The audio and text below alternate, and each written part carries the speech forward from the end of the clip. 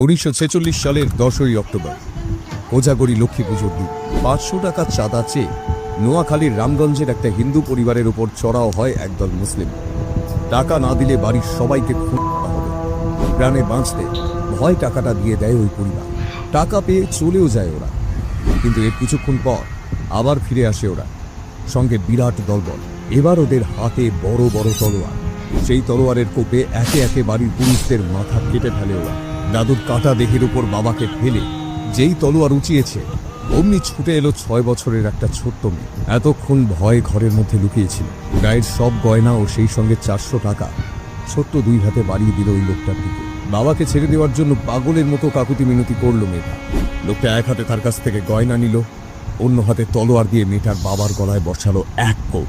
ব্যাস, মুহূর্তের শেষ একটা গোটা পরিবার। 23 অক্টোবর 1946 এই ঘটনাটি ছাপা হয় অমৃতবাজার পত্রিকায়। আর এই ঘটনা প্রকাশ্যে আসতেই শিউরে ওঠে গোটা দেশ। ঠিক কি হয়েছিল সেই দিন, কেন এই ইতিহাসকে গোপন রাখা হয়েছে?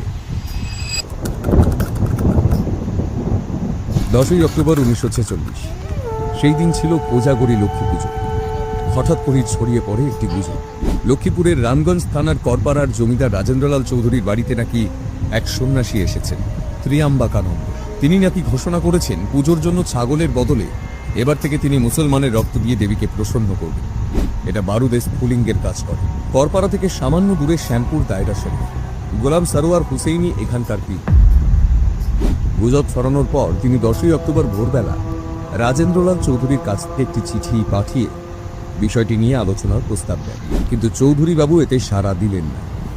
তাই সকালবেলা শাহপুর বাজারে মুসলমানদের এক সমাবেশ ডাকেন গোলাম সারোয়ার হুসেইনি।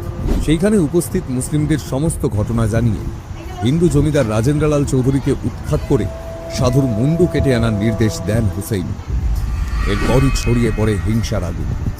উন্মত্ত জনতা শাহপুর বাজারের সব হিন্দু ব্যবসায়ীদের দোকানপাট লুট করে আগুন লাগিয়ে জ্বালিয়ে দেয়। রামগঞ্জ আর 10 ঘড়িয়া বাজার লুট করা হয়। পরের দিন অর্থাৎ 11ই অক্টোবর সকালবেলা উত্তেজিত জনতা এসে রাজেন্দ্রলাল চৌধুরীকে নৃশংসভাবে হত্যা করে। জমিদার রাজেন্দ্রলাল রায়ের মাথা কেটে একটি রূপোলি থালায় সাজিয়ে গোলাম সারোয়ার হুসেইনিকে উপহার দেওয়া হয়।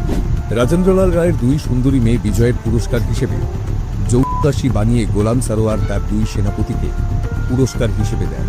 মুসলিমদের উপর একটি দল নোয়াখালীর ডিস্ট্রিক্ট বারের সভাপতি সুরেন্দ্রনাথ বোসের বাড়ি আক্রমণ করে। তাকে অত্যন্ত নিষ্ঠুরভাবে হত্যা করা হয়। তার বাড়িতে আগুন ধরিয়ে দেওয়া হয়। বাড়ির প্রত্যেকেই আগুনে জ্যান্ত দগ্ধ হয়ে মারা যায়। যারা কোনো ক্রমে বাড়ি থেকে বেরিয়ে আসতে পেরেছিল